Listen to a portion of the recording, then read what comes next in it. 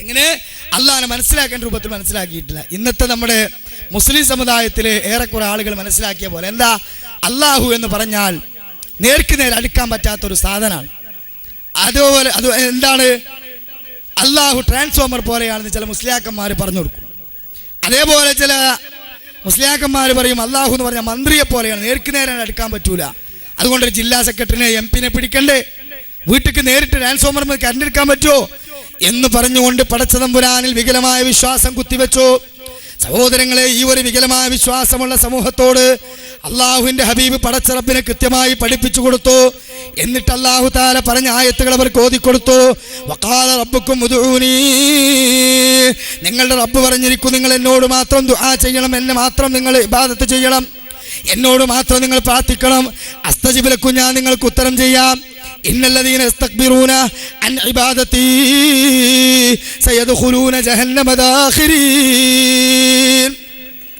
എനിക്ക് ഇബാദത്ത് ചെയ്യുന്നതിൽ ആരെങ്കിലും അഹങ്കരിച്ചു കളഞ്ഞാൽ നിന്ദനായവൻ നരകത്തിൽ പോകും. അഥവാ ആകാശത്തിന്റെ ചുവട്ടിൽ ഭൂമിക്ക് മുകളിൽ പടച്ച തമ്പുരാൻ ഏറ്റവും വെറുപ്പുള്ള പാപം അവന് മാത്രമായി കൊടുക്കേണ്ട സംഗതി പടപ്പുകൾക്ക് കൊടുക്കുക എന്നുള്ളതാണ്. അഥവാ ആരാധനയാകുന്ന ഇബാദത്ത്, നമസ്കാരം, നോമ്പ്, ഹജ്ജ്, സക്കാത്ത്, അതുപോലെയുള്ള പ്രാർത്ഥനകൾ ഇന്ന് മുസ്ലിം സമുദായത്തിന്റെ മുമ്പിൽ ഇബാദത്തിന് ഇസ്തിഗാസ എന്ന ഓമന പേരിട്ടുകൊണ്ട് ആ കേവലം സഹായത്തേട്ടമാണ്, ഇസ്തിഗ്ഫാ ആണ് എന്ന് പേര് പറഞ്ഞുകൊണ്ട് മഹാന്മാരുടെ ഖബറിന്റെ അടുക്കൽ പോയിട്ട്, ജാറങ്ങളുടെ മുമ്പിൽ പോയിട്ട്, നിലവിളക്കിൽ തൊട്ട് എണ്ണ തൊട്ട് നേർച്ചയാക്കിയിട്ട് കരഞ്ഞുകൊണ്ട് പ്രാർത്ഥിക്കുന്ന മുസ്ലിം സമുദായം ചെയ്യുന്ന ഈ മാരകമായ അബദ്ധങ്ങൾ, സഹോദരങ്ങളെ, ഇതെല്ലാം റബ്ബിന് മാത്രം കൊടുത്തിട്ടില്ലെങ്കിൽ അവർ ശാശ്വതമായ നരകത്തിലാണ്.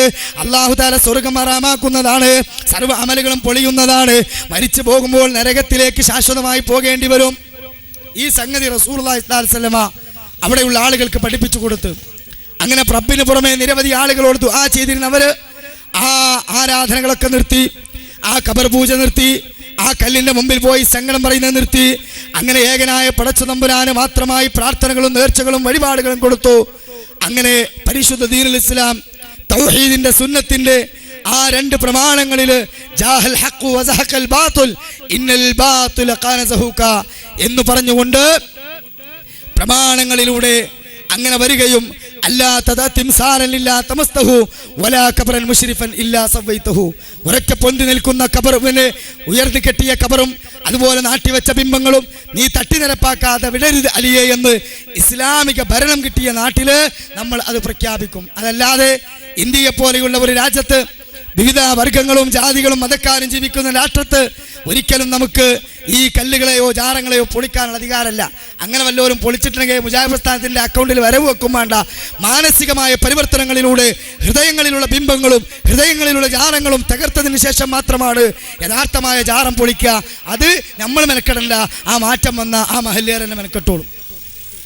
പക്ഷേ ആ ജാറപൂജയിലേക്ക്, ആ ഖബർ പൂജയിലേക്ക്, ആ ബഹുദൈവ വിശ്വാസത്തിലേക്ക് മുസ്ലിം സമുദായത്തെ കൊണ്ടുവരികയും അങ്ങനെ ഒരു അന്യമത വിഭാഗക്കാരൻ യഥാർത്ഥമായി ഇസ്ലാമിന്റെ സന്ദേശം എന്താണെന്ന് അറിയാതെ പോവുകയും ചെയ്യുന്നു. കാരണം എന്താ, ഞാൻ നിർത്തിയിട്ട കല്ലിന്റെ മുമ്പിൽ പോയി സങ്കടം പറയുന്നത്, അപ്പുറത്ത് മുസ്ലിങ്ങൾ കടത്തിട്ട കല്ലിന്റെ മുമ്പ് പോയി സങ്കടം പറയുന്നത്, ഞാൻ അമ്പലത്തിൽ പോയാൽ എനിക്കവിടെ എന്തുണ്ട്, പ്രസാദമുണ്ട്, അതേപോലെ തന്നെ തൊട്ടുമുത്താൻ നിലവിളക്കുന്ന എണ്ണയുണ്ട്, ഇവിടെ ജാറത്തങ്ങ പോയാലുണ്ട് എന്ത്, യാസീനോ വേണ്ടി, അതേപോലെ തന്നെ ജാറമ്മൂടെ വേണ്ടി, അവിടെ ഒരു പൂജാരി ഉണ്ട്, ഇവിടെ വന്ന ഒരു പുരോഹിതനുണ്ട്.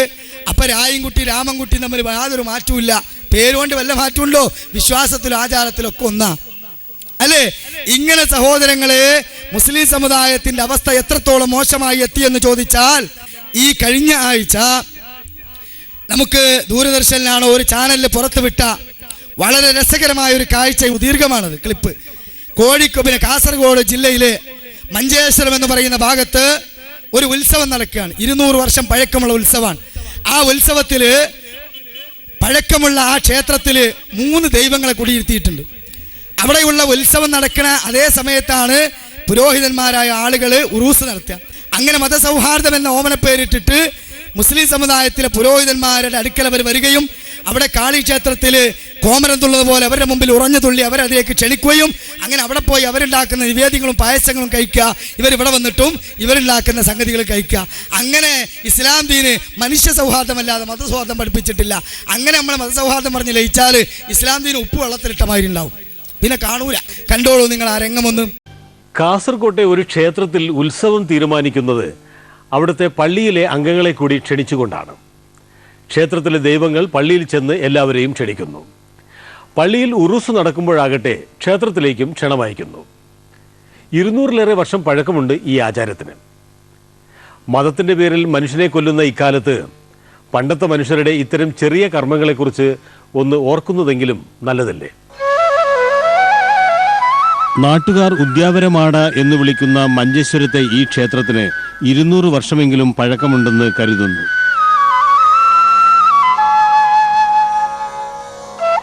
ഉദ്യാവരയുടെ ഐശ്വര്യത്തിനും സുരക്ഷയ്ക്കും കാരണക്കാരായ 3 ദൈവങ്ങളാണ് ഇവിടെ കുടിയിരിക്കുന്നത്. ക്ഷേത്രത്തിന്റെ പേര് ശ്രീ ദൈവകളു ഉദ്യാവര എന്നാണ്.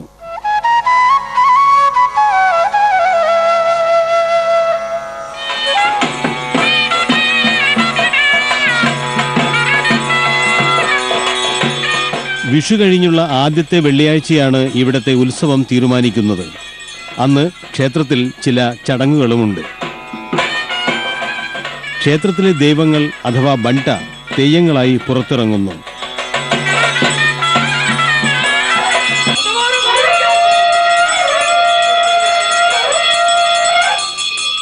ഷെട്ടിമാർക്കാണ് ക്ഷേത്രത്തിന്റെ പരമ്പരാഗതമായുള്ള അധികാരം.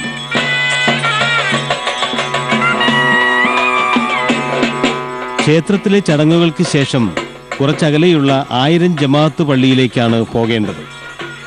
ചുവന്ന ഉടയാടകളും മുല്ലമാലയും അണിഞ്ഞ വെളിച്ചപ്പാടുകൾ ദൈവങ്ങളുടെ പ്രതിപുരുഷന്മാരാണ്. പള്ളിയിലേക്കുള്ള ദൂരമത്രയും വാദ്യമേളങ്ങളുമായി അവർ നടന്നു ചെല്ലുന്നു. ഉദ്യാവര 1000 ജുമാ മസ്ജിദ് എന്നാണ് പള്ളിയുടെ പേര്. പള്ളിയുടെ കവാടത്തിൽ ഭാരവാഹികളും നാട്ടുകാരും കാത്തുനിൽക്കുന്നു.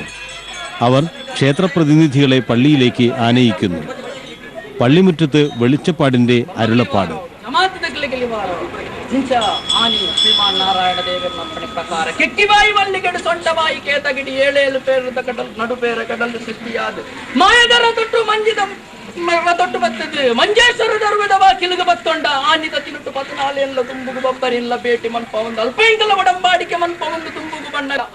ഉത്സവം തീരുമാനിക്കുകയാണ്. ജമാഅത്തിലെ എല്ലാവരും ഉത്സവത്തിന് വരണം, ഞങ്ങൾ ക്ഷണിക്കുന്നു. ഷെയ്ഖുമാരോട് ഞങ്ങൾക്ക് അങ്ങേയറ്റം ബഹുമാനമുണ്ട്. അനേകം വർഷങ്ങളായി നടക്കുന്ന ഈ ഉത്സവം ഞങ്ങളുടെ സ്നേഹവും സാഹോദര്യവും അറിയിക്കാനുള്ള അവസരം കൂടിയാണ്.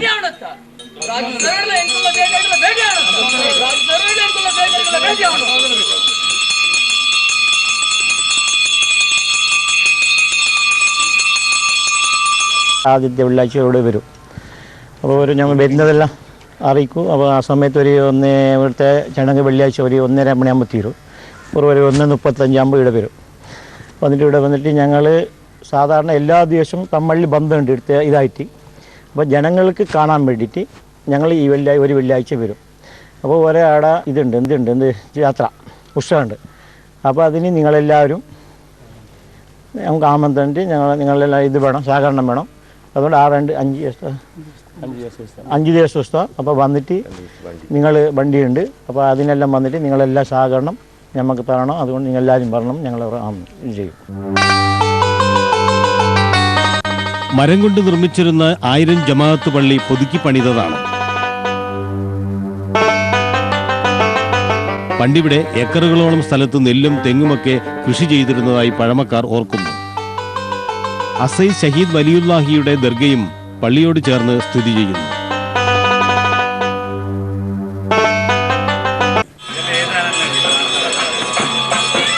ഉത്സവത്തിനുള്ള ക്ഷണം സ്വീകരിച്ച ശേഷം നാട്ടുകാരും ജമാഅത്ത് അംഗങ്ങളും ചേർന്ന് ക്ഷേത്രജനങ്ങളെ യാത്രയയക്കുകയാണ്. ക്ഷേത്രത്തിൽ തിരിച്ചെത്തുന്ന സംഘം ക്ഷേത്രം ഭാരവാഹികളെ വിവരമെല്ലാം അറിയിക്കുന്നു.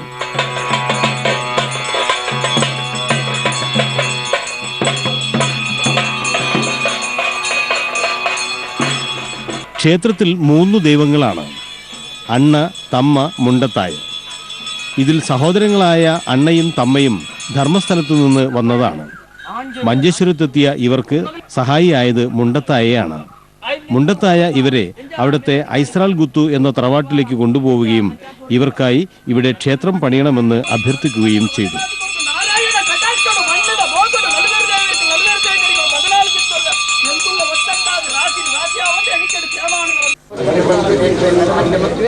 ഉത്സവ ദിവസം ജമാഅത്തിന്റെ പ്രതിനിധികൾ ക്ഷേത്രത്തിലെത്തി ക്ഷേത്രമുറ്റത്തെ തറയിൽ ഇരിക്കും.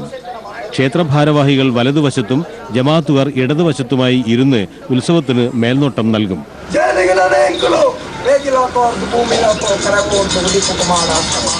ജമാഅത്ത് കമ്മിറ്റി ക്ഷേത്രത്തിലേക്ക് പണവും നെല്ല്, പഴങ്ങൾ തുടങ്ങിയവയും നൽകും. പകരം പള്ളിയിൽ ഉറുസ് നടക്കുമ്പോൾ ക്ഷേത്രത്തിൽ നിന്ന് അരി, നെയ്യ്, വെളിച്ചെണ്ണ തുടങ്ങിയ സാധനങ്ങളും എത്തിച്ചു കൊടുക്കും. മെയ് 8-നാണ് ഇത്തവണത്തെ ഉത്സവത്തിന് കൊടിയേറിയത്. ഉത്സവം 5 ദിവസം ഉണ്ടായിരുന്നു. അന്ന് ദൈവങ്ങളെല്ലാം പുറത്തിറങ്ങുന്നു.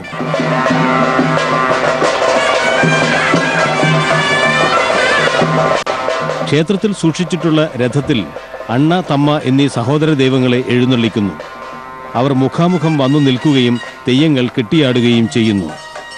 അന്നത്തെ മറ്റൊരു പ്രധാന ചടങ്ങാണ് ഉത്സവത്തിനെത്തിയ വിശിഷ്ട വ്യക്തികളെ ദൈവത്തിനു പരിചയപ്പെടുത്തൽ.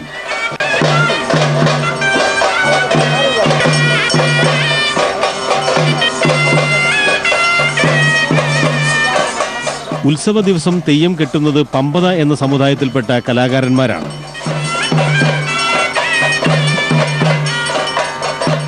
അങ്ങനെ സകല ജാതിയുടെയും മതക്കാരുടെയും പങ്കാളിത്തവും അനുഗ്രഹങ്ങളും ഏറ്റുവാങ്ങി ഉദ്യാവരയിലെ ദൈവങ്ങൾ സായുജ്യരാവുന്നു എല്ലാ വർഷവും.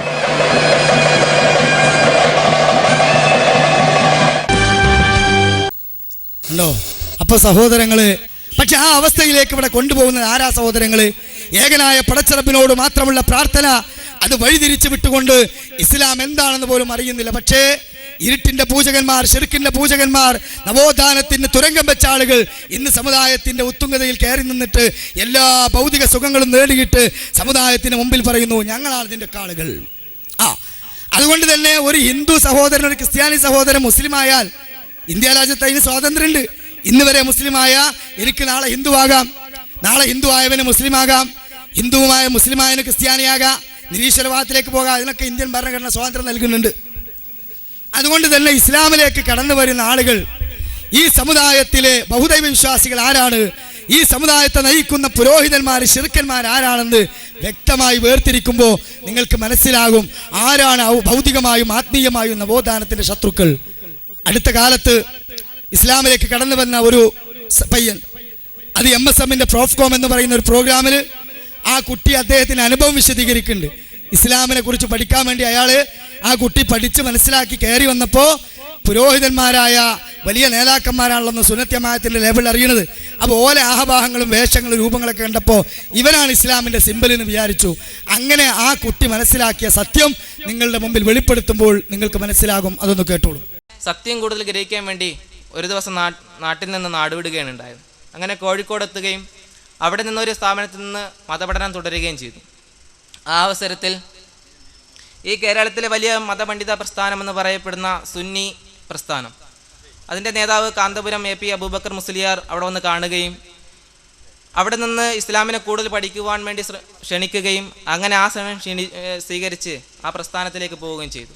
കാരണം ഇസ്ലാം എന്തെന്ന് പഠിച്ചുകൊണ്ടിരിക്കുന്ന അവസരത്തിൽ ഇത്തരം ആളുകളാണ് ഇസ്ലാമിക പ്രസ്ഥാനത്തിൻ്റെ ആചാര്യന്മാരെന്ന് കാണുകയും അവരുടെ വേഷ സംവിധാനവും അതുപോലെ തന്നെ എല്ലാ കാര്യങ്ങളും ഇസ്ലാമിൻ്റെ ആദർശം ഉൾക്കൊള്ളുകയാണെന്ന് മനസ്സിലാക്കി. അങ്ങനെ അതിലേക്ക് കടന്നു പോവുകയും അവിടെ പോയപ്പോൾ എൻ്റെ സമുദായത്തിലുണ്ടായിരുന്നേക്കാൾ അതിനപ്പുറമായ അവസ്ഥ. എന്താണ് അവിടെ കാണുന്നതിന് ഒരു കയ്യും കണക്കുമില്ല. ആളുകൾ ഇവിടെ നിർത്തിയിരിക്കുന്ന ബിംബത്തിന് മുമ്പിൽ അവരുടെ കാര്യങ്ങൾ അർപ്പിക്കുകയെന്ന് ഒരു ബോധമുണ്ടെങ്കിൽ ഈ ആളുകൾ പറയുന്ന ഇതിലൂടെ മറ്റൊന്ന് കണ്ടെത്തുമെന്ന് പറയുന്ന ആളുകൾ പോലും ചെയ്യാത്ത രീതിയിലുള്ള അപ്പുറമുള്ള കാര്യങ്ങൾ. അങ്ങനെ കേരളത്തിലൊട്ടാകെ ഒരു സിയാർത്ത് ടൂർ സംഘടിപ്പിക്കുകയും കാന്തപുരത്തിനോട് പല സിയാർത്ത് ടൂറുകൾ പങ്കെടുക്കുകയും ചെയ്തു. അപ്പോൾ അവിടെ കാണാൻ കഴിഞ്ഞത് മക്ബറകളെ കെട്ടിപ്പിടിച്ച് കരയുന്ന കാന്തപുരത്തിനെ, ആ ഷേഖുന പല ഖബറുകളിലെയും തുണികൾ മുത്തുന്ന ഒരവസ്ഥ. അപ്പോൾ ഇത്തരം ഒരു മത ആചാര്യൻ ഏകദൈവ വിശ്വാസത്തിനെ കൂടുതൽ പ്രോത്സാഹനം ചെയ്യുന്ന ഇസ്ലാമിലുണ്ട് എന്ന് മനസ്സിലാക്കുവാൻ കഴിഞ്ഞതും അവിടെ നിന്ന് എങ്ങനെയും രക്ഷപ്പെട്ടാൽ മതി, കാരണം ഉണ്ടായിരുന്ന മതത്തിലേക്ക് ചിരിച്ചു പോയാൽ മതി എന്നൊരവസ്ഥ. കാരണം ഇത്തരത്തിലൊരു അവസ്ഥയിൽ പിടിച്ചു നിൽക്കാൻ ആർക്കും കഴിയില്ല. കാരണം അവിടെ കാണുന്നതും പ്രവർത്തിക്കുന്നതും അവരുടെ നേർച്ചയും വഴിപാടും അതുപോലെ തന്നെ മനുഷ്യൻ്റെ പേരിൽ അർക്കപ്പെടുന്ന മൃഗങ്ങളും ഇവിടെ ഞാൻ കണ്ടതും പഠിച്ചതും അതുപോലെ തന്നെ വായിച്ച പുസ്തകങ്ങളിൽ ഒന്നും ഇല്ലാത്ത കുറേ ആശയങ്ങൾ. ഇതൊക്കെ അവരോട് ചോദിച്ചാൽ തരുന്ന മറുപടി ഇപ്പോഴൊന്നും പഠിക്കാറായിട്ടില്ല, ഇനി പഠിച്ചു വരുമ്പോൾ കിതാബ് ഓതി വരുമ്പോഴേ മനസ്സിലാവൂ, അതിനുശേഷം എല്ലാം തിരിയുള്ളൂ. അപ്പോൾ ചെറിയ ചെറിയ ഇസ്ലാമിലെ ചെറിയ ചെറിയ പുസ്തകങ്ങളിൽ നിന്ന് വായിക്കപ്പെടുന്ന കാര്യങ്ങൾ പോലും ചോദിക്കുന്ന അവസരത്തിൽ ഇതിനെ വ്യാഖ്യാനിക്കപ്പെടുന്ന പണ്ഡിതന്മാരുണ്ട്. പണ്ഡിതന്മാർ പറയുന്നതാണ് അനുസരിക്കേണ്ടത്. അപ്പോൾ പിന്നെ മറ്റൊരു മതവും ഇത് തമ്മിൽ എന്താണ് വ്യത്യാസം? ഒരു വ്യത്യാസമില്ല. അവിടെ നിന്ന് എങ്ങനെയെങ്കിലും രക്ഷപ്പെടണമെന്ന രീതിയിൽ അവിടെ നിന്ന് ഒരു ദിവസം നാട്ടിൽ നിന്ന് നാടുവിട്ട പോലെ അവിടെ നിന്ന് നാടുവിടേണ്ട അവസ്ഥ ഉണ്ടോ? അപ്പൊ സഹോദരങ്ങള്, ലാ തഖൂമു സാഅ, അന്ത്യനാൾ സംഭവിക്കുകയില്ല. ഹത്താ തൽഹഖ കബായിറു മിൻ ഉമ്മത്തി ബിൽ മുശ്രിക്കീൻ, എൻ്റെ ഉമ്മത്തിൽ നിന്നൊരു വിഭാഗം മുശ്രിക്കുകളോട് സാമ്യപ്പെടാതെ എന്ന് റസൂലുള്ളാഹി സ്വല്ലല്ലാഹു അലൈഹി വസല്ലം പറഞ്ഞ പ്രവചനം പുലർന്നതായി നമുക്ക് വ്യക്തമായി കാണാൻ സാധിക്കുന്നു. നോക്കൂ നിങ്ങൾ, ഇസ്ലാമിനെ നശിപ്പിക്കുവാൻ വേണ്ടി ഉള്ളിൽ നിന്ന് തന്നെ പണിയെടുക്കുന്ന അവസ്ഥ. യഥാർത്ഥമായി ഇസ്ലാമിൻ്റെ ആദർശം എന്താണെന്ന് ജനങ്ങൾക്ക് അവരിലൂടെ മനസ്സിലാക്കണം. പക്ഷെ അവർ മനസ്സിലാക്കാൻ കഴിയുന്നില്ല. കാരണം വന്നു നോക്കിയപ്പോൾ അവരുടെ മതത്തിനേക്കാളും മോശപ്പെട്ട ആചാരങ്ങളും വിശ്വാസങ്ങളാണ് ഇവിടെ ഉള്ളത് എന്നാ. ശരിയല്ലേ? ശരിയല്ലേ? എന്തെല്ലാം സമ്പ്രദായങ്ങളായിരുന്നു നമ്മുടെ നാട്ടിലുണ്ടായിരുന്നത് എന്ന് നിങ്ങൾക്ക് എല്ലാവർക്കും അറിയാം. ഞാനത് കൂടുതൽ വിശദീകരിക്കേണ്ട ആവശ്യമില്ലല്ലോ സഹോദരങ്ങളെ, അല്ലേ? ഇവിടെ വളരെ വളരെ മോശമായ അവസ്ഥയിലായിരുന്നു മുസ്ലിം സമുദായത്തിന്റെ അവസ്ഥ എന്ന് നമുക്കൊക്കെ അറിയാൻ സാധിക്കും. എന്താണ് ഇവിടെ നേർച്ച മൃഗങ്ങൾ അതിങ്ങനെ തെണ്ടിത്തിരിഞ്ഞ് നടന്നിരുന്ന ഒരു കാലമാണ്. ഉള്ളാളത്തെ ആടും, അതുപോലെ തന്നെ റിഫായി ഷേഖിന്റെ കോയും, അതേപോലെ തന്നെ മൊയ്തീൻ ഷേഖിന്റെ പേര് നേർച്ചയാക്കിയ മൃഗങ്ങളും, അതുപോലെ ബദരീങ്ങളെ പോത്തൊക്കെ ഇവിടെ ഉണ്ടായിരുന്നു. അങ്ങനെ നേർച്ച മൃഗങ്ങളെ ആദരിക്കുകയും എത്രത്തോളം എന്ന് ചോദിച്ചാൽ പണ്ടത്തെ കാലത്തൊക്കെ ഉള്ളാളത്തേക്കുള്ള ആട് സഞ്ചിൻ തൂക്കി ഇതിലെ വന്നു കഴിഞ്ഞാൽ ബസ്സൊക്കെ കയറി അസ്സലാമു അലൈക്കും എന്ന് പറഞ്ഞിട്ട് കൗമ നീച്ചു കൊടുക്കും. കാരണം എന്താ? കാര്യപ്പെട്ട ആളല്ലേ കയറി വരുന്നത്, നാക്കാലിക്കും വേണ്ടി നീച്ചു കൊടുക്കുക, അല്ലേ? പണ്ട് തക്കാളിക്ക് വില കൂടിയ കാലത്ത് ഒരു ഉള്ളാളത്തെ നേർച്ചാട് വന്നിട്ട് തക്കാളി നിന്ന, അപ്പൊ കടക്കാരെങ്ങനെ നിന്നിട്ട് നിങ്ങൾക്ക് അറിയില്ലേ തക്കാളിക്ക് 25 ഉറുപ്പിയാണ് ഈ നാക്കാലിനോടെ. അങ്ങനെ നാക്കാലികളെ അങ്ങനെ ഈ നേർച്ച മൃഗങ്ങളെ ആദരിക്കുകയും മക്കയിലെ മുശ്രിക്കുകൾ അവരുടെ നേർച്ച മൃഗങ്ങളെ അവരുടെ മഹാന്മാരുടെ പേരിൽ നേർച്ചയാക്കുകയും ചെയ്ത സമ്പ്രദായത്തിലേക്ക് പോയി എന്ന് മാത്രമല്ല, അന്യമതവിഭാഗങ്ങൾക്കിടയിൽ കൃത്യമായി ദഅവത്ത് നടത്തുന്ന ഒരു പ്രസ്ഥാനം ഈ കൊച്ചു കേരളത്തിലുണ്ടെങ്കിൽ മുജാഹിദ് പ്രസ്ഥാനം മാത്രമാണ്. ക്രിസ്ത്യാനികളോട്, അമുസ്ലിങ്ങളോട്, നിരീശ്വരവാദികളോട് ഒക്കെ വളരെ മാന്യോചിതമായ രൂപത്തിൽ സ്നേഹസംവാദങ്ങൾ നടത്തിയിട്ട് പല ആളുകൾക്കും സത്യം അറിയിച്ചു കൊടുക്കാൻ നമ്മൾ തുനിഞ്ഞിട്ടുണ്ട്. പക്ഷേ സഹോദരങ്ങളെ, ആ ആളുകളുടെ അടുക്കൽ പോലും പോയിട്ട് നിങ്ങൾ നടത്തിയ സംവാദത്തിൽ എം അക്ബർ പരാജയപ്പെട്ടത് നിങ്ങളുടെ ആ പ്രകടനം വളരെ ഭംഗിയായിട്ടുണ്ട്, അതുകൊണ്ട് ഞങ്ങൾക്ക് വലിയ സന്തോഷമുണ്ട് എന്ന് ബഹുദൈവ വിശ്വാസികളോട് അല്ലെങ്കിൽ ഹിന്ദു സഹോദരങ്ങളുടെ ആദർശം പ്രചരിപ്പിക്കുന്ന അവരുടെ മിഷനറി നേതാക്കന്മാരുടെ മുമ്പിൽ പോയി അവരെ ആശീർവദിച്ച ഏക പ്രസ്ഥാനമാരാ അത് സുന്നികളാണ് എന്ന് പറഞ്ഞാൽ അതൊരു ആക്ഷേപമായിട്ട് നിങ്ങൾ കണക്കാക്കണ്ട. കാരണം എന്താ? ഇന്റെ വാചകല്ല, ചിദാനന്ദപുരി സ്വാമിയെ അറിയാത്തവരായി ആരുണ്ടാവില്ല. അദ്ദേഹം എം അക്ബറുമായി മഞ്ചേരിയിൽ വെച്ചിട്ട് ഒരു ഹൈന്ദവത ഇസ്ലാം എന്ന സ്നേഹസംവാദം നടന്നു. ആ സംവാദം നടന്നതിന് ശേഷം എം അക്ബർ അതിൽ പരാജയപ്പെട്ടു എന്ന് ഹിന്ദുക്കൾ പറയുകയാണെങ്കിൽ നമുക്ക് പറയാം, അവരുടെ സ്വാതന്ത്ര്യമാണ്. നമുക്കും പറയാം ഓല് പരാജയപ്പെട്ടു. പക്ഷെ മുസ്ലിങ്ങൾ വിഭാഗം പരാജയപ്പെട്ടു എന്ന് പറഞ്ഞാൽ അതിൻ്റെ അവസ്ഥ എന്താ? അപ്പൊ ആരാണ് ഇസ്ലാമിന്റെ മുഖ്യ ശത്രുക്കൾ? നിങ്ങൾ കണ്ടോളൂ. ചിദാനന്ദപുരി ഒരു ക്ലാസ്സിൽ അദ്ദേഹത്തിന്റെ ആളുകൾക്ക് ക്ലാസ് എടുത്ത് കൊടുക്കുമ്പോൾ നമുക്ക് മുസ്ലിം സമൂഹത്തിൽ ആളുകളുടെ സർട്ടിഫിക്കറ്റ് പോലും ഉണ്ട് എന്ന് പറയുന്ന പ്രവാചകന്മാരുടെ പാതക്ക് തുരങ്കം വെക്കുന്ന ആ മനുഷ്യന്മാരുടെ വാക്കുകൾ അവര് വളരെ വലിയ ദൈവിക വചനം പോലെ എടുത്തുകൊണ്ട് ആളുകളുടെ മുമ്പിൽ സംസാരിക്കും. നിങ്ങളൊന്ന് കേട്ടോളി. ഏതായാലും ഈ മഞ്ചേരി സംവാദത്തിൻ്റെ ശേഷം ആ പ്രദേശത്തുള്ള മുസ്ലിം മതത്തിലെ തന്നെ സുന്നി വിഭാഗത്തിൽപ്പെട്ട ഒരുപാട് ആൾക്കാർ നേരിട്ട് കാണാൻ വരികയും അവരുടെ വളരെ സന്തോഷം അറിയിക്കുകയും ചെയ്തിട്ടുണ്ട്. ഏതായാലും ഈ മഞ്ചേരി സംവാദത്തിൻ്റെ ശേഷം ആ പ്രദേശത്തുള്ള മുസ്ലിം മതത്തിലെ തന്നെ സുന്നി വിഭാഗത്തിൽപ്പെട്ട ഒരുപാട് ആൾക്കാർ നേരിട്ട് കാണാൻ വരികയും വളരെ സന്തോഷം അറിയിക്കുകയും ചെയ്തിട്ടുണ്ട്. അവർ പലരും ഈ കാസറ്റ് നമ്മളോട് ചോദിച്ചിരുന്നു. അന്ന് ഈ സംവിധാനം CD ആയിട്ടുണ്ടായിരുന്നില്ല, മാത്രമല്ല ഇത് അശുദ്ധമായ രീതിയിലായതുകൊണ്ട് തരാൻ പറ്റില്ല എന്നും അവരോട് പറഞ്ഞു, വ്യക്തമല്ലാത്തത് കൊണ്ട്. മാത്രമല്ല അവരോട് പറഞ്ഞു ഇവർ പ്രസിദ്ധീകരിക്കും, ബാക്കിയെല്ലാം പ്രസിദ്ധീകരിച്ചിട്ടുണ്ടല്ലോ, അതുകൊണ്ട് ഇത് പ്രസിദ്ധീകരിക്കുകയായിരിക്കും എന്ന് പറയുകയും ചെയ്തു. ഇതൊക്കെ കേവല യാഥാർത്ഥ്യങ്ങളാണ് ഈ പറയുന്നത്. സ്വന്തം മകൻ മരിച്ചാലും വേണ്ടിയില്ല മരുമകളുടെ കണ്ണീര് കാണണമെന്ന ദുഷ്ടയായ അമ്മായിമ്മയുടെ ചിന്തയാണ് സഹോദരങ്ങളെ ഈ ആളുകൾക്കുള്ളത്. അവിടെ പോയി പറഞ്ഞു കൊടുക്കുകയാണെന്ത്? എം അക്ബർ പരാജയപ്പെട്ടത് വലിയ സന്തോഷമുണ്ട്, കാരണം മുസ്ലിം വിഭാഗത്തിൽപ്പെട്ട സുന്നി സുഹൃത്തുക്കളെല്ലാം ഉപരി പറഞ്ഞു. അപ്പൊ ആരാണ് ഇസ്ലാമിനെ ഏകദൈവ ആരാധനയ്ക്ക് തുരങ്കം വെക്കുന്നവർ? ആരാണ് മുസ്ലിം സമുദായത്തെ ശിർക്കിലേക്ക് വലിച്ചു കൊണ്ടുപോകുന്നവർ? ഇത് ആരോപണമല്ല, ഇത് വ്യക്തമായ തെളിവിന്റെ അടിസ്ഥാനത്തിലുള്ള സംസാരം മാത്രമാണ്. സഹോദരങ്ങളെ, ഇങ്ങനെ ഇസ്ലാമിന്റെ കൃത്യമായ സന്ദേശങ്ങളെ മുഴുവൻ കാറ്റിൽ പറത്തിക്കൊണ്ട് മുസ്ലിം സമുദായത്തിലേക്ക് ബഹുദൈവ വിശ്വാസങ്ങളും ആചാരങ്ങളും കടത്തിക്കൊണ്ടുവന്ന്, നമുക്കറിയാം നമ്മുടെ സമുദായത്തിൽ ഇന്ന് അന്യമത വിഭാഗങ്ങളിൽ നിന്ന് കടന്നു വന്ന ആചാരമാണല്ലോ ഉറൂസുകളും നേർച്ചകളും ആണ്ടുകളും എന്നൊക്കെ പറയുന്നത്, അല്ലേ? ഇത് ഉത്സവം പോലെ, പൂരം പോലെ ഒരിക്കലും തന്നെ ഒരു മുസ്ലിമിന് പാടില്ലാത്ത സംഗതിയാണ്. കാരണം എന്താണ്? അങ്ങനെയുള്ള ആചാരങ്ങളോട് മുസ്ലിം സമുദായം സഹകരിക്കാൻ പാടില്ല. അതൊരിക്കലും ഒരു തീവ്രവാദമല്ല. കാരണം പ്രപഞ്ചത്തിന്റെ സൃഷ്ടാവായ വായു നൽകിയ, വെള്ളം നൽകിയ, സപ്താകാശങ്ങളെയും സപ്തസാഗരങ്ങളെയും സപ്തഭൂമികളെയും സൃഷ്ടിച്ച, അതിലെ സർവമാന ജീവജാലങ്ങളെയും സൃഷ്ടിച്ച, ആകാശത്തിന്റെ വിഹായസിൽ വട്ടമിട്ട് പറക്കുന്ന പറവകളെയും അരിമണികൾ വാരിവിതറിയ പോലെ നാം കാണുന്ന നക്ഷത്രങ്ങളെയും അതുപോലെ തന്നെ ഈ ഘോരാന്തവനത്തിൽ ചിഹ്നം വിളിക്കുന്ന കാട്ടാനകളെയും ഗർജനം മുഴക്കുന്ന സിംഹത്തെയും ആ കാനനത്തിൽ ഗർജനം മുഴക്കുന്ന സിംഹത്തിന്റെ ശബ്ദം കേട്ടുകൊണ്ട് ഉള്ളിലേക്ക് ഓടിയൊലിക്കുന്ന മാനിനെയും സചേതനങ്ങളെയും അചേതനങ്ങളെയുമായ സർവമാന ജീവജാലങ്ങളെയും സൃഷ്ടിച്ച ഈ പ്രപഞ്ചത്തിന്റെ രക്ഷിതാവായ ഏകേശ്വരനായ ഈശ്വരനായ തമ്പുരാൻ അല്ലാഹുവിനെ മാത്രമേ നിങ്ങൾ ആരാധിക്കാവൂ എന്നത് വർഗീയതയുടെ ചിഹ്നമല്ല. അതൊരു മാലയിലെ മുത്തുകളെ പോലെ ഏകദൈവ ആരാധന എന്നത് ഐക്യത്തിന്റെ സന്ദേശമാണ്. അത് ചിത്രതയുടെ സന്ദേശമല്ല. അതുകൊണ്ട് സഹോദരങ്ങളെ റസൂലുള്ള പറഞ്ഞു, യാ അയ്യുഹന്നാസ്, ഏ ജനങ്ങളെ, ഇന്ന റബ്ബക്കും വാഹിദ്, നിങ്ങളുടെ രക്ഷിതാവ് ഒന്നാണ്. ഇന്ന അബാക്കും വാഹിദ്, നിങ്ങളുടെ വാപ്പ ഒന്നാണ്, പിതാവ് ഒന്നാണ്. കുല്ലുക്കും മിൻ ആദം വ ആദം മിൻ തുറാബ്, നിങ്ങളൊക്കെ ആദമിന്റെ സന്തതികളാണ്, ആദമാകട്ടെ മണ്ണിൽ നിന്നുമാണ്. അതുകൊണ്ട് ആ സൃഷ്ടിച്ച രക്ഷിതാവിനെ മാത്രം ആരാധിക്കണമെന്ന ഇസ്ലാമിന്റെ ഏകദൈവ ആരാധനയാകുന്ന സിദ്ധാന്തത്തിന് ഘടകവിരുദ്ധമായി കൊണ്ട് ആനകളും അമ്പാരികളും ശൃംഗാരിമേരങ്ങളും അതുപോലെയുള്ള ചണ്ടമുട്ടുകളും കുഴലൂത്തുകളും ആണും പെണ്ണും കലരലും മദ്യപാനങ്ങളും അതുപോലെയുള്ള സർക്കസുകളും പിപ്പിപ്പിയും ചണ്ടമുട്ടലും ഒന്നും ഇസ്ലാമിന്റെ ആചാരത്തിൽപ്പെട്ടതല്ല. പക്ഷേ അത് ഇസ്ലാമിന്റെ ആചാരമാക്കി കടന്നുകൊണ്ടുവന്നവരാരാണ്? ഇതിന് ഫത്വ കൊടുത്തത്? ചണ്ടമുട്ടുകളെ കുറിച്ച്, കുഴൽവിളികളെ കുറിച്ചൊക്കെ ഇന്നിതാ ആണ്ട് നേർച്ച, മുട്ടുംവിളി നേർച്ചയെ എതിർക്കുന്നവർക്ക് ശക്തമായ രൂപത്തിൽ മറുപടി എന്ന് പറഞ്ഞുകൊണ്ട് ഇവിടെ പുസ്തകങ്ങൾ രചിക്കുകയാണ്. എന്താണ്? വളരെ വ്യക്തമായ ഹാജി പോക്കർ സാഹിബ് മുസ്ലിയാർ എഴുതിയ മുട്ടുംവിളി നേർച്ചയെ എതിർക്കുന്നവർക്ക് ശക്തമായ മറുപടി.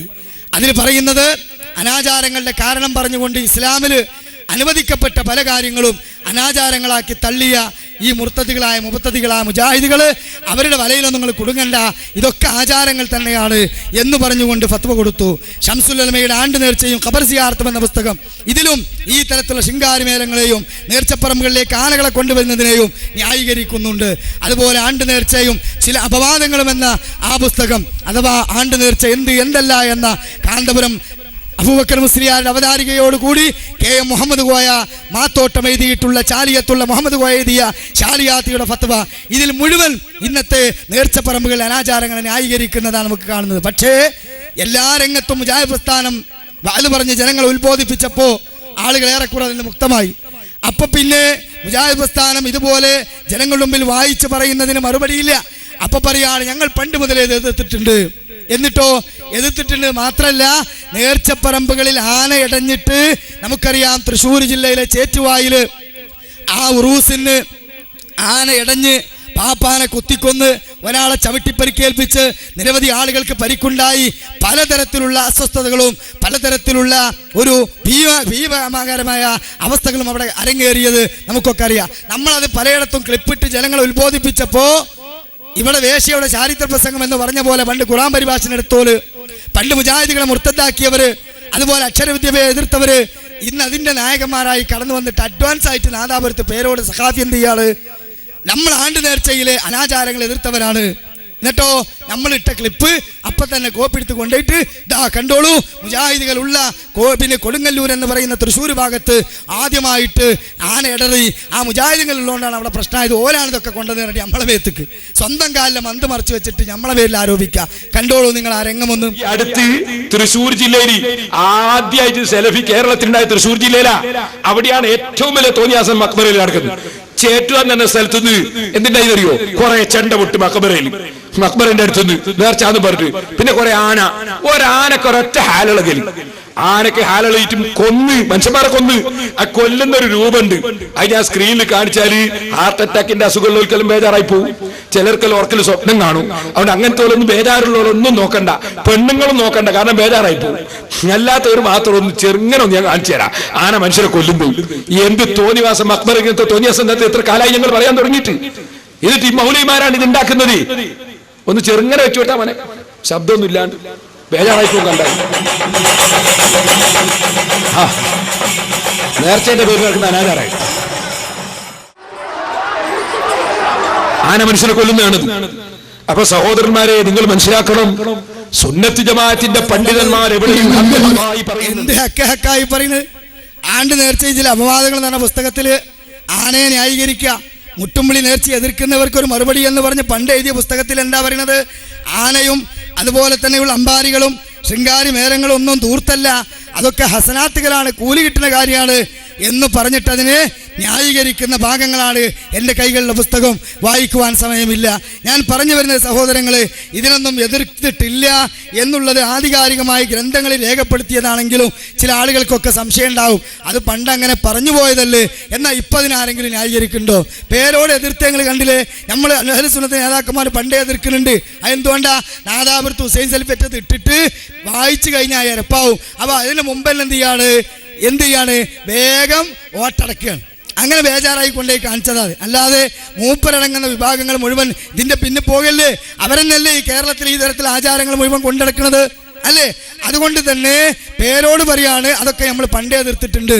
എന്നാൽ അലവി സഖാഫി കൊളത്തൂര് ഇതുപോലെ ഒരു മുഖാമുഖ വേദിയിൽ ഒരു സഹോദരൻ ചോദ്യം ചോദിച്ചു. ആ ചോദ്യത്തിന് കൊടുത്ത മറുപടി നിങ്ങളൊന്ന് കേട്ടോളൂ. എന്താ കൊടുത്തത്? ആനയെക്കുറിച്ച് ചോദിച്ചു. നിങ്ങളെ പുസ്തകത്തിൽ ആനനെ പറ്റി പറയണ്ടല്ലോ, മൂപ്പര് ആനക്കെന്താ കുഴപ്പം? അല്ല, ചെണ്ടമുട്ടലിനെ പറ്റി, ചെണ്ടക്കെന്താ കുഴപ്പം? നടുകുടുങ്ങിയതും രണ്ട് ഭാഗം വിശാലമായ ചെണ്ട കൊട്ട, അത് ഞങ്ങൾ പണ്ടേ പറഞ്ഞല്ലേ, അതിന് തെറ്റില്ല. അടുത്ത പറയും വളരെ കൂളായിട്ട് അലുവതിന്നമാതിരി പത്ത് കൊടുക്കുക. കേട്ടോളി നിങ്ങളത്.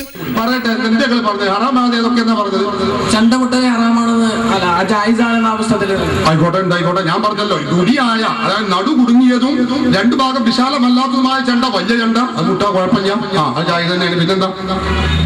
അപ്പൊ ആ പുസ്തകത്തിലുള്ള നിയമവും തമ്മിൽ എതിർപ്പില്ല. ഇടുക്കുമ്പോ വലിയ വിഷയം തന്നെയാണ്, ഇടുങ്ങൽ വലിയ വിഷയം തന്നെയാണ്. പറയണ്ടോ? അത് നിങ്ങൾക്ക് തീരായിട്ടാണ്.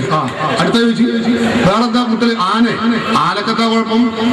ആന എന്ന് പറഞ്ഞ ഹറാമാന്ന് നടക്കുന്നുണ്ടോ? ഖുർആനിൽ പറയുന്നത് ആനനെ തൊടാൻ പാടില്ല, കാണാൻ പാടില്ല, ഉപയോഗിക്കാൻ പാടില്ല എന്ന് ഇല്ല. വേറെന്താ?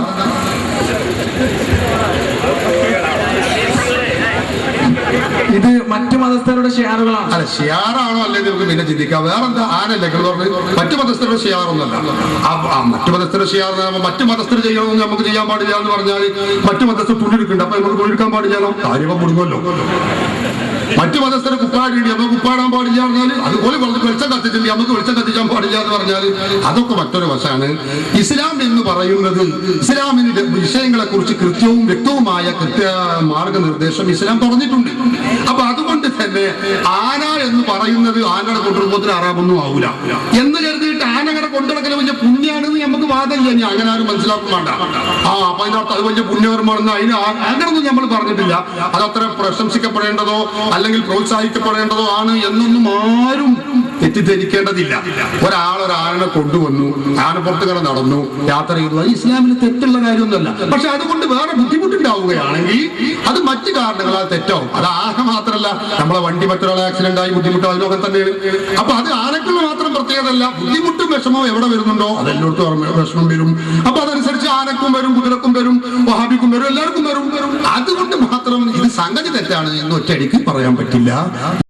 അപ്പോ മുഖാമുഖത്തിന് മറുപടിയായി കൊടുക്കുകയാണെന്ത്? ആന, അതിനെന്താ കുഴപ്പം? ആനയാണ് കൊണ്ടുവരുമ്പോത്തിന്, ആനനെ നടത്തിച്ചുമ്പോത്തിന് തെറ്റാവോ? അങ്ങനെ അമുസ്ലിങ്ങളെ ചെയ്യാറൊന്നുമല്ല. അങ്ങനെ അമുസ്ലിങ്ങൾ ചെയ്യുന്നത് നമുക്ക് ചെയ്യാൻ പാടില്ലേ? ഒരു തുണിയിരിക്കണില്ലേ, അപ്പൊ നമ്മളും തുണിയിരിക്കാൻ പാടില്ല എന്നാ എന്ന് ചോദിച്ചിട്ട് ന്യായീകരിക്കുകയാണ്. എന്നിട്ട് മൂപ്പര് പറയുകയാണെന്ത്? അയ്യടിച്ചിട്ട് ആനനെ കൊണ്ടുവരുന്ന വലിയ പുണ്യാണെന്ന് നമുക്ക് അങ്ങനെ വാദമൊന്നുമില്ല, ഞാൻ ആരും വാദിക്കണ്ട. അതിപ്പോ തോന്നിയതാ. ഞങ്ങൾ ആധികാരിക ഗ്രന്ഥത്തിൽ അതിനെ ന്യായീകരിച്ചിട്ടുണ്ട്, അത് ദൂർത്തല്ല എന്ന് പറഞ്ഞത് നിങ്ങൾക്ക് കാണാം. തുഹ്ഫ എന്ന കിതാബിലുള്ള മസ്അല കാണുക. ഈ പുസ്തകത്തിൽ എഴുതുകയാണ്, അഥവാ കാണാനും കേൾക്കാനും കൗതുകമുള്ളതായ വസ്തുക്കൾക്ക് എത്ര ലക്ഷങ്ങൾ എത്ര ലക്ഷങ്ങൾ ചിലവാക്കിയാലും അത് ഇസ്രാഫ് ബ്രാക്കറ്റിൽ ധൂർത്ത് ആവുകയില്ല. അതിന് ഉദാഹരണമാണ് പഴക്കം പറയുന്ന തത്തകള്, മുട്ടും വിളികള്, കരിമരുന്ന് പ്രയോഗങ്ങൾ, ഗജവീരന്മാർ എന്നിവയ്ക്ക് വേണ്ടി ചെലവഴിക്കല്. അപ്പൊ ഞാനെ കൊണ്ടല്ല പുണ്യമല്ല എന്നല്ല, പുണ്യാണ് എന്നാണ്, ഇത് ധൂർത്തല്ല എന്നാണ് നിങ്ങളെ പണ്ഡിതന്മാർ പൂർവ്വകാലത്ത് എഴുതിയത്. അപ്പോ അതിന് ന്യായീകരിക്കാം. അപ്പൊ പറയുകയാണ് അപകടം ഉണ്ടാകുകയാണെങ്കിൽ ആനാന് മാത്രമല്ല ബൈക്ക് പുറത്തേക്ക് ഇറക്കാൻ പറ്റുമോ, ബസ് പുറത്തേക്ക്. സഹോദരങ്ങൾ, ഇതൊക്കെ യാത്ര ചെയ്യാൻ ഇസ്ലാം അനുവദിച്ച കാര്യമല്ലേ? ഇസ്ലാം ആനും തമ്മിൽ എന്ത് ബന്ധമുള്ളത്? കഅബാലയം പൊളിക്കാൻ വേണ്ട അബ്രാഹത്തിന്റെ ആന വന്നിരുന്നു. ആ ഒരു ചരിത്രമല്ലാതെ ഇസ്ലാമിലുണ്ട് ആന കൊണ്ടുള്ള ഇബാദത്ത്. പിന്നെ ബസ്സും ബൈക്കും ഒക്കെ പുറത്തിറക്കാൻ പാടില്ല, അപകടം ഉണ്ടാകുകയാണെങ്കിൽ. അതേപോലെ ആനയും പുറത്തിറക്കാൻ പാടില്ല. അപ്പൊ യഥാർത്ഥത്തിൽ ഇതിനൊക്കെ ഊടും പാവും നൽകി ഇവർ പോറ്റിയാണ്. അതുകൊണ്ട് നിങ്ങൾ വ്യക്തമായിട്ട് ആനക്കെന്താ കുഴപ്പമെന്നല്ല അലവി സഖാബി ചോദിച്ചത്. മൂപ്പരെ ശബ്ദം നമ്മൾ ബാക്കിലിട്ടിട്ട് ആനക്കുള്ള കുഴപ്പം എന്താന്ന് മൂപ്പരനെ പറയും, അങ്ങ് കാണും ചെയ്യാം. അടുത്ത വേറെന്താ മുട്ടൽ ആനക്കെന്താ കുഴപ്പം? ആന എന്ന് പറഞ്ഞ ഹറാമെന്ന് അറിയിക്കുന്നുണ്ടോ? ഖുർആനിൽ പറയുന്നത് ആനനെ തൊടാൻ പാടില്ല, കാണാൻ പാടില്ല, ഉപയോഗിക്കാൻ പാടില്ല. ഇല്ല.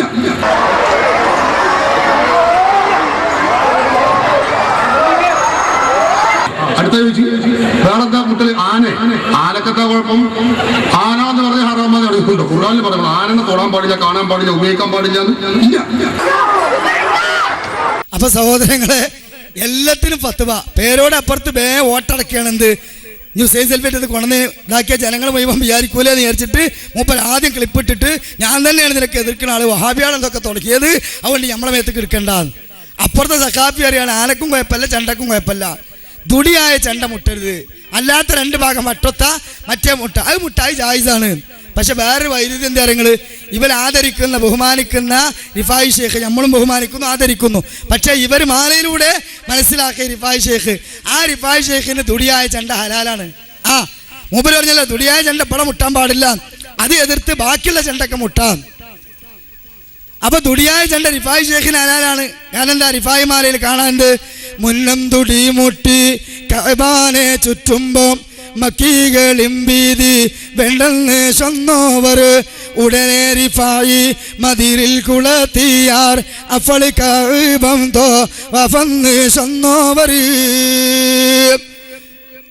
തുടി എന്ന് പറയുന്ന മറ്റേ ചെണ്ടുണ്ടല്ലോ, മൂപ്പര് എതിർപ്പാന്ന് പറഞ്ഞ് ആ തുണ്ടി മുട്ടിയിട്ട് മൂപ്പര് ഇങ്ങനെ ടുട്ടും എന്നിട്ട് മുട്ടിയിട്ട് ഇങ്ങനെ പോവുക.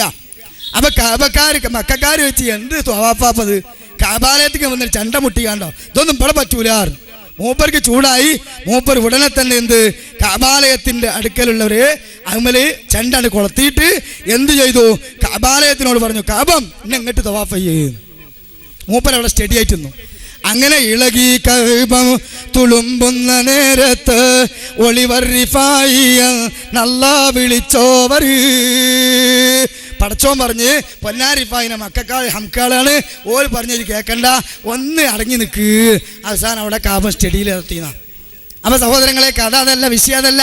പക്ഷെ ആ ദുന്നം മുടി വിട്ടിട്ട് റിഫായി ഷേഖിന് അത് ഹലാലാണ്. അലവി സഖാഫി പറയാണ് അത് വെച്ചുള്ള ബാക്കിയൊക്കെ ചെണ്ട മുട്ടാൻ പറഞ്ഞിട്ടാ തോന്നുന്നു. മറ്റുള്ള ചെണ്ടൊക്കെ ഖുർആനും ഹദീസും ഇങ്ങനെ ഇന്നിങ്ങനെ വരുന്ന ഒരു മുട്ടിന് മുട്ടിയ അലിഫ് ലാം മീം എന്ന് വരുന്ന ചെണ്ടയാണ്. ഒരൊറ്റ മുട്ടുട്ടിയ 15 ഈണം ബദ്ധലുണ്ടാകുന്ന ചെണ്ടകളില്ല ഇവിടെ.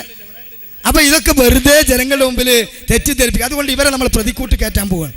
നവോത്ഥാനത്തിന്റെ ശത്രുക്കളെ പ്രതിക്കൂട്ട് കയറ്റാൻ പോവുകയാണ്. അടുത്ത കണ്ടോളുകൾ പേരോട് എതിർക്കുക, അലവി ന്യായീകരിക്കുക, രണ്ടും കൂടി ഒരുമിച്ചൊന്ന് കണ്ടിട്ട് അപ്പൊ നല്ല രസം ഉണ്ടാവും. മനുഷ്യരെ കൊല്ലുമ്പോൾ എന്ത് തോന്നിവാസം അക്ബർ ഇങ്ങനത്തെ തോന്നിവാസം എത്ര കാലമായി ഞങ്ങൾ പറയാൻ തുടങ്ങിയിട്ട്. ഹാർട്ട് അറ്റാക്കിന്റെ അസുഖമുള്ളവർക്കെല്ലാം ബേജാറായി പോകും. ചിലർക്കെല്ലാം ഉറക്കൽ സ്വപ്നം കാണും. അതുകൊണ്ട് അങ്ങനത്തെ ഒന്നും ബേജാറുള്ളവരൊന്നും നോക്കണ്ട. പെണ്ണുങ്ങളും നോക്കണ്ട, കാരണം ബേജാറായി പോകും. അപ്പൊ കണ്ടില്ലേ സഹോദരങ്ങളെ, ഇതാണ് യഥാർത്ഥത്തിൽ പണ്ഡിതന്മാരുടെ അവസ്ഥ. അപ്പൊ ഈ രൂപത്തില് പരിശുദ്ധ ദീനുൽ ഇസ്ലാമിന്റെ സരളമായ ആചാരങ്ങളിൽ നിന്ന് സ്വർഗം നേടുവാൻ, നരകത്തിന് വിട്ടുനിൽക്കുവാൻ പൂർണ്ണമായ അധ്യാപനങ്ങൾ നമ്മുടെ മുന്നിൽ പൂർത്തീകരിച്ച റസൂലുള്ളാഹി സ്വല്ലല്ലാഹു അലൈഹി വസല്ലമക്ക് പരിചയമില്ലാത്ത, അവിടുത്തെ സ്വഹാബത്ത് കാണിച്ചിട്ടില്ലാത്ത, അവിടുന്ന് ദീൻ പഠിച്ച താബീങ്ങൾക്കോ താബിങ്ങൾക്കോ അറിയാത്ത, മഹാരഥന്മാരായ ഇമാമിങ്ങൾക്ക് പോലും പരിചയമില്ലാത്ത ആ പുത്തനാചാരങ്ങൾ, അത്തരത്തിലുള്ള ഖുറാഫാത്തുകൾ, അന്ധവിശ്വാസ അനാചാരങ്ങൾ ഈ സമുദായത്തിലേക്ക് വേരോട്ടിക്കൊണ്ടുവരികയാണ്. നമുക്കറിയാം റസൂലുള്ളാഹി സ്വല്ലല്ലാഹു അലൈഹി വസല്ലമയെ കുറിച്ച് ഖുർആൻ പറഞ്ഞത് എന്താണ്? ലഖദ് കാന ലക്കും ഫീ റസൂലില്ലാഹി ഉസ്വത്തുൻ ഹസന. ആ മുഹമ്മദ് നബിയിൽ നിങ്ങൾക്ക് ഉത്തമമായ മാതൃകയുണ്ട്. ആ റസൂലുള്ളാഹി സ്വല്ലല്ലാഹു അലൈഹി വസല്ലമ വളരെ വ്യക്തമായി നമുക്ക് പഠിപ്പിച്ചു തന്നിട്ടുണ്ട്. എന്ത്? അള്ളാഹുവിൻ്റെ സന്നിധിയിൽ നിങ്ങൾ എത്തുമ്പോൾ, നിങ്ങളുടെ കർമ്മങ്ങൾ വിചാരണ ചെയ്യുമ്പോൾ, നിങ്ങളുടെ മീസാനുകൾ കനം തൂങ്ങുവാൻ നിങ്ങൾ ചൊല്ലിക്കോളൂ. എന്ത്? നമസ്കാര ശേഷം സുബ്ഹാനല്ലാഹ്, അൽഹംദുലില്ലാഹ്, അല്ലാഹു അക്ബർ 33 വീതം, ലാ ഇലാഹ ഇല്ലല്ലാഹു വഹ്ദഹു ലാ ശരീക ലഹു ലഹുൽ മുൽക്കു വലഹുൽ ഹംദു വഹുവ അലാ കുല്ലി ഷൈഇൻ ഖദീർ. അല്ലാഹുമ്മ അൻതസ്സലാം വമിൻകസ്സലാം ഹയ്യനാ റബ്ബനാ ബിസ്സലാം സുബ്ഹാനല്ലാഹി വബിഹംദിഹി സുബ്ഹാനല്ലാഹിൽ അലീം. അതേപോലെയുള്ള ഒരുപാട് ദിക്റുകൾ, അങ്ങനെയുള്ള നല്ല നല്ല പുണ്യകർമ്മങ്ങൾ, സൽക്കർമ്മങ്ങൾ അത് നമുക്ക് പഠിപ്പിച്ചു തന്നിട്ടുണ്ട്. പക്ഷേ ഇവിടെ മുസ്ലിയാക്കന്മാരുടെ ഈ പരിപാടികൾ എന്താണ്? ഇവരെ സംബന്ധിച്ചിടത്തോളം ഇവർക്ക് ഖുർആനിലോ സുന്നത്തിലോ താല്പര്യമില്ല. മറിച്ച് ഇവര് ത്വരീഖത്തിന്റെ മശായിഖന്മാർ ഭ്രാന്തായി അവർ ഏതൊക്കെയോ ലോകത്തേക്ക് എത്തിയിട്ട് പറ്റേ ബുദ്ധി മറിഞ്ഞിട്ട് പടച്ച റബ്ബിലേക്ക് അടുക്കാൻ വേണ്ടിയിട്ട് ലാ ഇലാഹ ഇല്ലല്ലാഹ് എന്ന മഹത്തായ ദിക്റുകളെ, ലാ ഇലാഹ ഇല്ലല്ലാഹ് എന്ന മഹത്തായ ആ തരത്തിലുള്ള വിരുദ്ധകളെ എന്ത് ചെയ്യാണ്? അതിനെയൊക്കെ ന്യായീകരിക്കാൻ ശ്രമിക്കണം. അതിനു മുമ്പ് ഒരു കാര്യം വിട്ടുപോയി. എന്താ? നമ്മളെ പേരോടും അലവിയും പ്രതിക്കൂട്ടിൽ കയറ്റി നിർത്തിയല്ലോ. അപ്പോൾ ഒരു സംശയം ഉണ്ടാകും, അലവി ന്യായീകരിച്ചാലും പേരോട് ആണ്ടുകൾക്ക് ഉറൂസുകൾക്കൊന്നും സപ്പോർട്ട് ചെയ്യുന്ന ആളല്ല എന്ന് ഞങ്ങൾക്ക് മനസ്സിലായിട്ടുണ്ട് ഹാബി. അതുകൊണ്ട് ആ സത്യം ഞങ്ങളുടെ മനസ്സിലുണ്ട്. എന്നാൽ അതാണ് മാറ്റിക്കാളി. കാരണം എന്താ അറിയോ? പരിശുദ്ധമായ ഹജ്ജ് അത് ആണ്ടാണ്, ഉറൂസാണ്. അതുകൊണ്ട് നമ്മളെ നാട്ടിലെ ഉറൂസുകൾക്ക് തെളിവുണ്ടോ എന്ന് ചോദിച്ചപ്പോൾ ഉണ്ട് മൗലവി, മക്കത്ത് ഹജ്ജ് എന്ന് പറഞ്ഞ ആണ്ടല്ലേ. കേട്ടോളി നിങ്ങളെ വാദം ഒന്ന്. മക്കയിൽ ആണ്ടുണ്ടോ? ഉണ്ട്. എന്താണ് ഈ ഹജ്ജ് എന്ന് പറഞ്ഞത്? ഇബ്രാഹിം നബി അലൈഹിസ്സലാത്തു വസ്സലാമും ഇസ്മായിൽ അലൈഹിസ്സലാത്തു വസ്സലാമും കൊല്ലത്തിലൊരു പ്രാവശ്യം അവരെ അനുസ്മരിച്ചുകൊണ്ട് അവിടെ പോയി സൽക്കർമ്മം നടത്താൻ വേണ്ടി ക്ഷണിച്ചിരിക്കുന്നു. അത് ആണ്ടിലൊരിക്കൽ അവിടെ നടന്നുകൊണ്ടിരിക്കുന്നു. ആണ്ട് തന്നെയല്ലേ അത്? കണ്ടോ? ഹജ്ജ് എന്ന് പറഞ്ഞ ആണ്ടാണ്. സഹോദരങ്ങളെ, ഈ ശബ്ദം കേൾക്കുന്ന എൻ്റെ സുന്നി സഹോദരങ്ങളോട് ചോദിക്കട്ടെ, ഇവിടെ സമസ്തയുടെ ഏതെങ്കിലും പൂർവികരായ ആലിമ്യങ്ങൾ പറഞ്ഞ വാദാണോ അത്? ഖുർആൻ സുന്നത്ത് ഇമാം ഷാഫി അഭിവക്തങ്ങൾ പിടി ഒരു 10-60 കൊല്ലം മുമ്പോ 10-40 കൊല്ലം മുമ്പോ 10-15 കൊല്ലം മുമ്പോ ഒക്കെ പോട്ടെ, നാദാപുരം ഗണ്ണന പ്രസംഗം നടക്കുന്നതിന് മുമ്പ് വരെ ആരെങ്കിലും പറഞ്ഞിട്ടുണ്ട് ഈ വാദം? പേരോടല്ലാതെ. പണ്ട് പേരോടിന്റെ പ്രസംഗത്തിൽ എപ്പോഴും പറയലുണ്ട്. അപ്പോൾ ഹജ്ജിന് പോവുക, എയർപോർട്ടിലെത്തിയപ്പോൾ എവിടുക്കാ ഫാത്തിമ താത്ത, എവിടുക്കാ അബൂബക്കറേജ് പോണത്? ഞാൻ മക്കത്ത് ഉറൂസ് എടുക്കുന്നുണ്ട്, മക്കത്ത് ആണ്ട് എടുക്കുന്നുണ്ട്, അതിന് പോവുക. അതിന് പോവുകയാണ്. അപ്പോൾ എല്ലാവരും പൈനാ പോണത്. സഹോദരങ്ങളെ, ദജ്ജാലൂന കദ്ദാബൂന യഅ്തൂനകും മിനൽ അഹാദീഥി ബിമാ ലം തസ്മഉ അൻതും വലാ ആബാഉകും. അല്ലാഹുവിന്റെ റസൂൽ പറഞ്ഞില്ലേ, ഒരു വിഭാഗം വരാനുണ്ട് ഈ സമുദായത്തിൽ, പെരും നുണ പറയുന്ന, പച്ച നുണ പറയുന്ന ദജ്ജാലുകളായ ആളുകൾ. അവരുടെ സ്വഭാവം എന്താ? അവർ നിങ്ങളുടെ പൂർവികർക്ക് പരിചയമില്ലാത്ത വാദം പറയുന്നവരാണ്. ആരോടാ നബി എന്ന് പറയുന്നത്? സ്വഹാബികളോട്. ഈ സ്വഹാബികളിൽപ്പെട്ട ഇബ്നു ഉമർ റളിയല്ലാഹു അൻഹു, ഇബ്നു അബ്ബാസ് റളിയല്ലാഹു അൻഹു പോലെയുള്ള ആളുകളോട് പറയാണ്, നിങ്ങളെ വാപ്പമാരായ ഉമർ, അതുപോലെ അബ്ബാസ് ബിൻ അബ്ദുൽ മുത്തലിബ് തുടങ്ങിയ നിങ്ങളുടെ പിതാക്കന്മാർ, അഥവാ ആ തരത്തിൽ ഖുർആൻ അംഗീകരിച്ച, സുന്നത്ത് അംഗീകരിച്ച, ലാ ഇലാഹ ഇല്ലല്ലാഹ് അംഗീകരിച്ച നമ്മുടെ ആളുകൾക്ക് പരിചയമില്ലാത്ത പുതിയ വാദങ്ങളുമായി ഒരു ഖൗമ് വരാനുണ്ട്. അവരുടെ അവസ്ഥയിലേക്കാണ് ഈ വാദം എത്തിച്ചിട്ടുള്ളത്, അല്ലേ സഹോദരങ്ങള്? അവിടെ നടക്കുന്ന ഹജ്ജ് കർമ്മം പരിശുദ്ധമായ ആരാധനയാണ്. ഇവരുണ്ടാക്കിയ ആണ്ട് ഏതുപോലെയാണ്? അതാണ് അവിടെ നടക്കുന്നതെങ്കിൽ ഇതൊക്കെ അവിടെ വേണ്ടേ? മക്കത്ത് വേണ്ടേ? ഏത്? ഈ നോട്ടീസിൽ നിങ്ങൾക്ക് വ്യക്തമായിട്ടത് കാണാം. എന്താണിത്? വ്യക്തമായിട്ട് നമുക്ക് കാണാം. ഭീമാപള്ളി ദർഗാ ഷരീഫിൽ ഉറൂസ് മഹാമഹം 6/6/2008 മുതൽ 16/6/2008 വരെ കഴിഞ്ഞ ഒരു 1.5 വർഷത്തിന് മുമ്പുള്ള നോട്ടീസാണ്. കൊടി ഉയർത്തൽ ജൂൺ 6 രാവിലെ 11 മണിക്ക്. ഇത് ഉറൂസാണ്, ഇത് ആണ്ടാണല്ലോ. ഇതാണ് മക്കത്ത് നടക്കണമെന്നല്ലേ പറഞ്ഞത്? എന്നാ ചിന്തിച്ചോളൂ, മക്കത്ത് ഇതൊക്കെ ഉണ്ടോ? ഞാൻ ചോദിക്കുകയാണ്. ഉറൂസ് മുബാറക്ക് കാര്യപരിപാടി 6/6/2008 വെള്ളിയാഴ്ച രാവിലെ 8-ന് ദുആ പ്രാർത്ഥന അബ്ദുൽ ഖാദർ അൻവാരി അതൊരു നല്ല കാര്യമായിട്ടാണ് പറഞ്ഞു കൂട്ടിക്കോളി. ഇനി അവിടുന്ന് ഇങ്ങോട്ട് തുടങ്ങിയാണ് രാവിലെ 8:30 പട്ടണ പ്രദക്ഷിണം. അവിടെ നിങ്ങോട്ട് കഴിഞ്ഞാൽ രാവിലെ 11 പതാക ഉയർത്തൽ. അവിടെ നിങ്ങോട്ട് കഴിഞ്ഞാൽ പിന്നെ പിന്നെ അതിന് കഴിഞ്ഞാൽ രാത്രി 9 മണിക്ക് ഗാനമേള.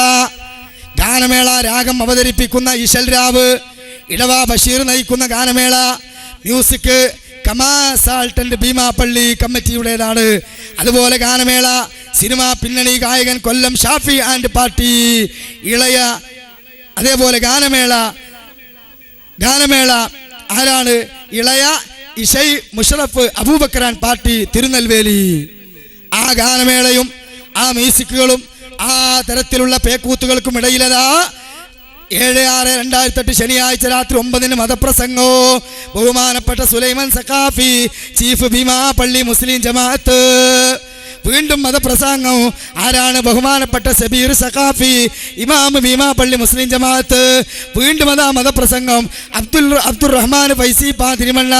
വീണ്ടും അതാ മതപ്രസംഗം മാടാനവള്ളി ഇബ്രാഹിം കുട്ടി മുസ്ലിയാർ. ഗാനമേളക്കിടയിൽ എന്ത് പ്രസംഗത്തിനിടയിൽ ഗാനമേള, ചണ്ടമുട്ട്, പിപ്പിപ്പി, കൊയൽവിളി, ഊത്ത്, പ്രകടനം, ജഗപക, അതിൻ്റെ ഇടയിൽ മതപ്രസംഗം. നിങ്ങൾ അംഗീകരിക്കൂലല്ലേ? നിങ്ങളെ മുതുകത്തെ ഞങ്ങൾ വെച്ചു കെട്ടും. അതുകൊണ്ടാണ് ഇതൊക്കെ പറഞ്ഞത് സഹോദരങ്ങളെ. അതുകൊണ്ട് തന്നെ ഇസ്ലാം പഠിപ്പിച്ച ലളിതമായ ദിക്റുകൾ, ദുആകൾ അത് മാറ്റി പരിശുദ്ധമായ ഏറ്റവും വലിയ അഫ്ളലായ ഖൗലാണ് അഫ്ളലുമാ കുൻതു അന വന്നബിയ്യുന മിൻ ഖബ്ലി ഖൗലു ലാ ഇലാഹ ഇല്ലല്ലാഹ്. അതിന്ന് മുസ്ലിം സമുദായത്തിലെ പുരോഹിതന്മാർ ഇതുപോലെ പുതിയ വ്യാഖ്യാനം കൊടുത്ത് ഷോർട്ടാക്കി. കേട്ടോളൂ നിങ്ങൾ. മുള്ളൂർക്കര മുഹമ്മദ് അലി സഖാഫി പറയുന്നത് ലാ ഇലാഹ ഇല്ലല്ലാഹ് പുതിയ ദുർവ്യാഖ്യാനം.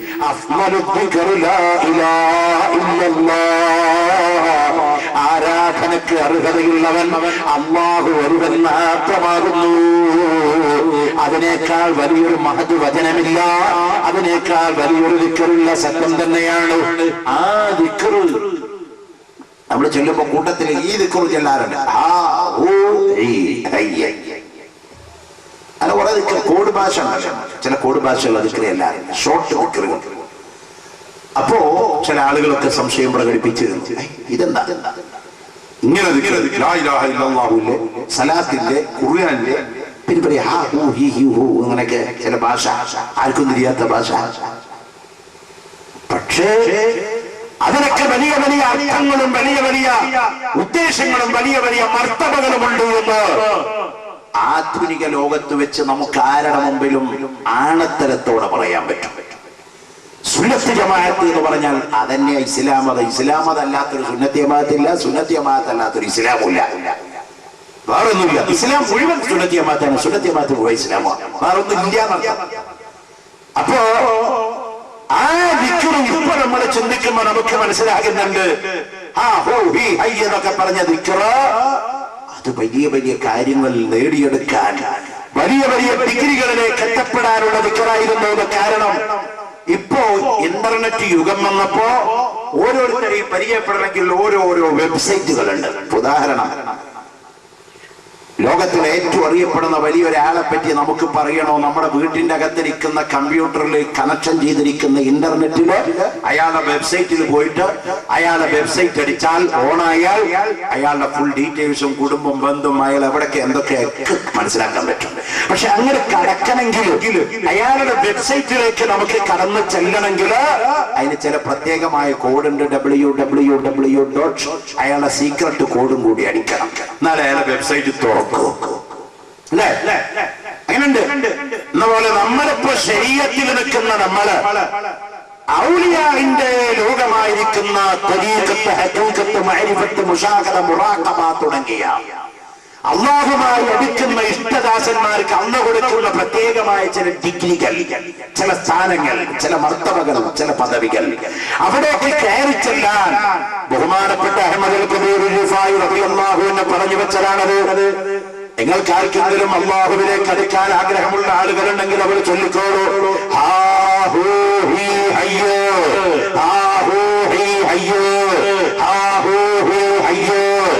ഈ ദിക്ർ ചൊല്ലിയാൽ ശരീഅത്ത് വിഷയത്തിലുള്ള തരീഖത്തിലേക്കും തരീഖത്തിൽ നിന്ന് മഅരിഫത്തിലേക്കും മഅരിഫത്തിൽ നിന്ന് ഹഖീഖത്തിലേക്കും മുശാഹദയിലേക്കും മുറാഖബയിലേക്കും കയറി വരാനുള്ള ചില കോഡ് ഭാഷകളാണിത്. അതിന്റെ തെളിവ് അടുത്ത ദിക്ർ നമ്മൾ റാത്തീബ് നോക്കിയാ അടുത്ത ദിക്ർ നോക്കിയാ കാണാം. അല്ലാഹു ഹാമിദി അല്ലാഹു നാദിറു അല്ലാഹു ഷാഹിദി അല്ലാഹു മഈ.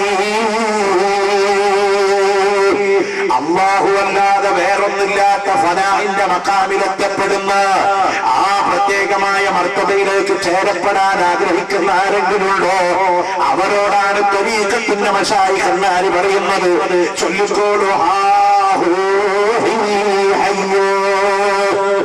അത് ചില വലിയ വലിയ അറിവുകൾ തുറക്കാനുള്ള കോഡ് ഭാഷയാണ്. കമ്പ്യൂട്ടറിൽ ഇന്റർനെറ്റ് ഓണാകുമ്പോ കോഡടിക്കുന്നത് പോലെ ശരീരത്തിന് തരീഖത്തിലേക്ക് വരുന്ന ചില കോഡുകളുണ്ട്. അവിടുന്ന് വലിയ വലിയ ദറജകളെ തുറക്കാൻ ചില കോഡുകളുണ്ട്. ആ കോഡുകളാണ് തരീഖത്തിന്റെ മശായിഖന്മാർ നമുക്ക് പഠിപ്പിച്ച് തന്നത് എന്ന് ആധുനിക ലോകത്ത് നിന്ന് ചർച്ച ചെയ്യുമ്പോൾ നമുക്കിപ്പോ മനസ്സിലാകുന്നത്. അങ്ങനെ എന്തൊക്കെയാ ഇസ്ലാമിന്റെ ഓരോ കാര്യങ്ങളും ലോകത്ത് പുരോഗതി വരുമ്പോ നമ്മൾ പേടിക്കേണ്ട ആവശ്യമില്ല. കമ്പ്യൂട്ടറും ഇന്റർനെറ്റ് ഒക്കെ വന്നു, ടി വി വന്നു, ഇനി ഒറ്റ മക്കളെ നിസ്കരിക്കാൻ കിട്ടില്ല കേട്ടോ. അള്ളാ പണ്ടാറും വേഗം തല്ലിപ്പൊളിച്ച് കളയടാ.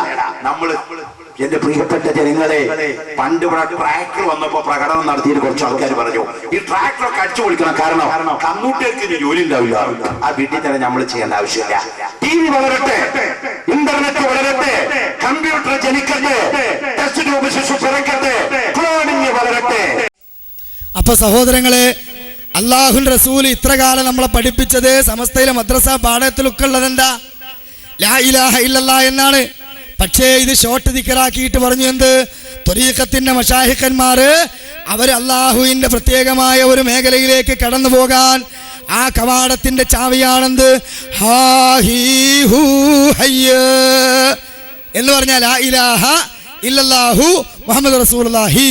അങ്ങനെ ഹാ ഹി ഹു ഹൈ, അങ്ങനെ ആ രൂപത്തിൽ ചൊല്ലിയാ മതി. അത് കമ്പ്യൂട്ടർ ദിക്റാണ്. ആധുനിക കാലഘട്ടത്തിൽ വെബ്സൈറ്റ് തുറക്കണമെങ്കിൽ പാസ്വേഡ് അടിക്കണ്ട്. ആ സൈറ്റിലേക്ക് കയറാനുള്ള പാസ്വേഡ് ആണെന്ത്? ഹാ ഹി ഹു ഹൈ. സഹോദരങ്ങളെ, ഇങ്ങനെ ദുർവ്യാഖ്യാനം ചെയ്താൽ, ഈ തരത്തിലെ പുത്തൻവാദം പറഞ്ഞാൽ എന്തൊക്കെ ഇസ്ലാം ദീനിൽ ഉണ്ടാക്കാം. ഒരു സ്ഥലത്തൊരു മുസ്ലിയാര് അള്ളാഹുവിന്റെ റസൂൽ പഠിപ്പിച്ച സ്വലാത്ത് ഇതുപോലെ ഷോർട്ടാക്കി. എന്താ?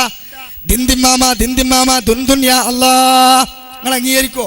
ഇപ്പൊ മുള്ളൂർക്കര മുഹമ്മദ് അലി സഖാഫി പറഞ്ഞല്ലോ ഹാ ഹി ഹു ഹൈ. ഒരു മുസ്ലിയാർ ഷോർട്ടാക്കിയ ദിക്റാണ് എന്ത്? സ്വലാത്ത് ദിന്ദിമാമ ദിന്ദിമാമ ദുൻദുൻ യാ അല്ലാ. എന്താ? അല്ലാഹുമ്മ സ്വല്ലി അലാ മുഹമ്മദിൻ ഒരു ദിൻ, വഅലാ ആലി മുഹമ്മദിൻ രണ്ട് ദി, കമാ സ്വല്ലൈത അലാ മുഹമ്മദ് കമാ സ്വല്ലൈത അലാ ഇബ്രാഹിമ ഒരു മാ, വഅലാ ആലി ഇബ്രാഹിമ രണ്ട് മാ, ഇന്നക ഹമീദുൻ മജീദുൻ രണ്ട് ദുൻ. അപ്പൊ സ്വലാത്ത് ചെല്ലണ്ട, ദിന്ദിമാമ ദിന്ദിമാമ ദുൻദുൻ യാ അല്ലാ. സ്വലാത്തിന്റെ ക്വാളിറ്റി നിങ്ങൾ അംഗീകരിക്കോ?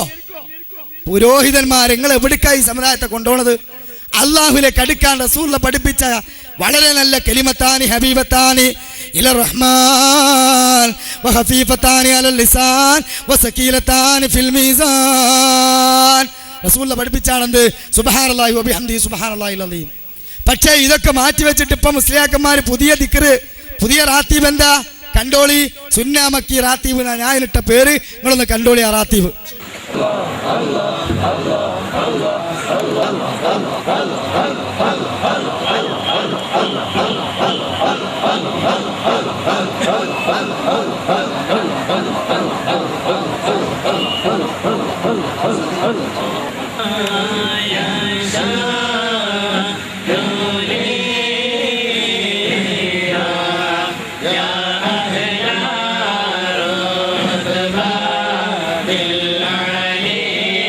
Yeah.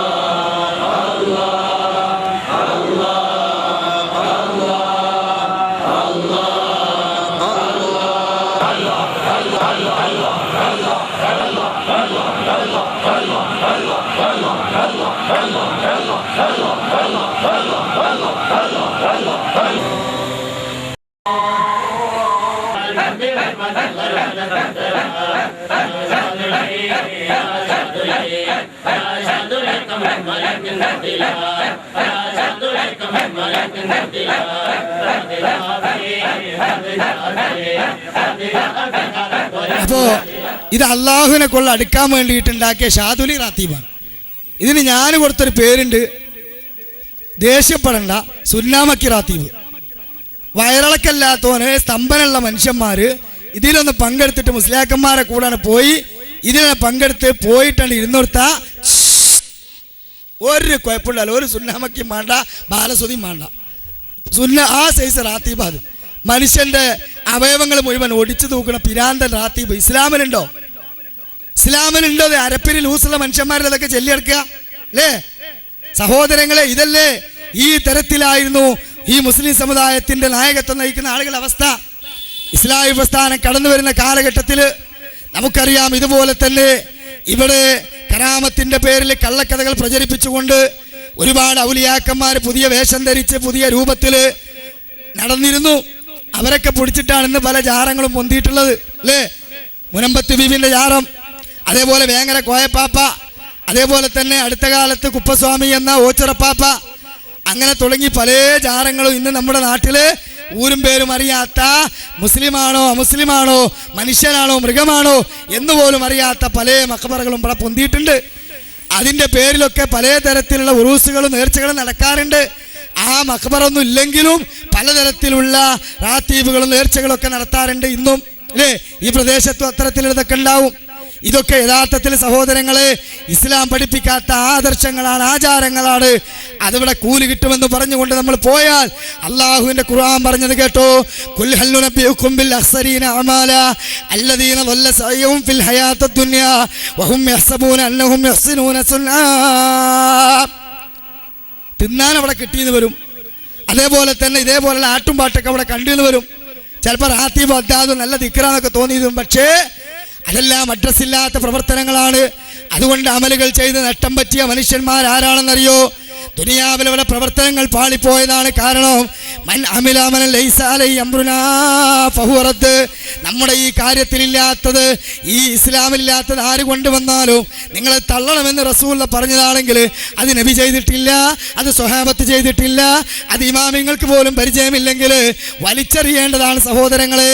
അതുകൊണ്ട് എത്ര വലിയ ഉസ്താദന്മാർ എന്ത് തന്നെ ഇവിടെ ഈ തരത്തിലുള്ള സദസ്സുകൾ സംഘടിപ്പിച്ചാലും അതിൻ്റെ പേരിൽ വലിയ ഒരു ഒരു ഒരു ഉറൂസ് തന്നെ നടന്നാലും ആണ്ട് തന്നെ ഇവിടെ നടന്നാലും ശരി, അതിലൊരു മുസ്ലിമിന് പങ്കെടുക്കാൻ പാടില്ല.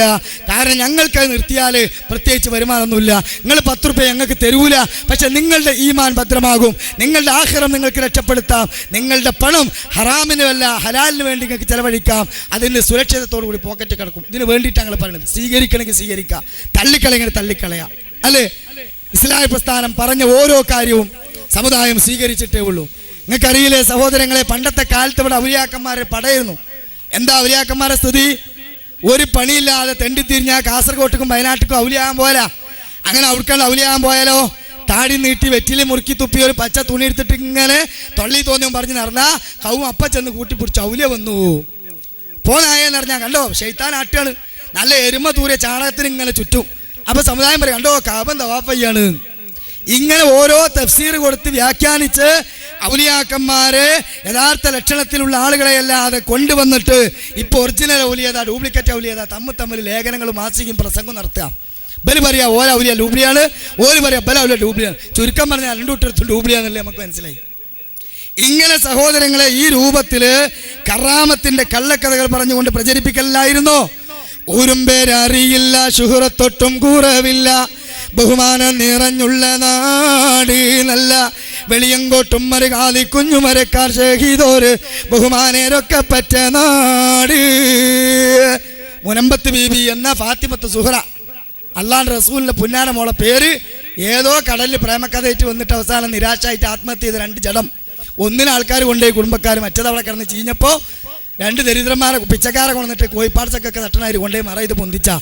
എന്നിട്ട് അത് ഫാത്തിമത്ത് സൂറ റളിയല്ലാഹു അൻഹ എന്ന് പറഞ്ഞ് പൊന്തിച്ചിട്ട് ആധികാരിക പണ്ഡിതന്മാർ അതിന് പോയി പ്രാർത്ഥിച്ചു കൊടുത്തു, ഉദ്ഘാടനം ചെയ്തു കൊടുത്തൊക്കെ നമുക്ക് വായിക്കേണ്ട സമയമല്ല. ഇങ്ങനെ തുടങ്ങി സഹോദരങ്ങളെ എന്തെല്ലാം സൈസ് ഔലിയാക്കന്മാര്. ഇപ്പൊ പറഞ്ഞില്ലേ ആഹിഹു, ഇതൊരു ദിക്റാണ്. വേറൊരു ഔലിയുടെ ദിക്ർ പുത്തലത്താണ്, നിങ്ങൾക്കറിയാലോ പുത്തലത്താണ്. അവിടെ ഒരു ഔലി ഉണ്ടായിരുന്നല്ലോ, ഞമ്മക്കാവുന്ന അറിയില്ല. മുസ്ലിയാക്കന്മാർ ഇതായിട്ട് നടക്കുന്ന ആൾക്കാരാണല്ലോ, കാരണം ഓല വരുമാന മാർഗ്ഗമാണ് ഇതൊക്കെ.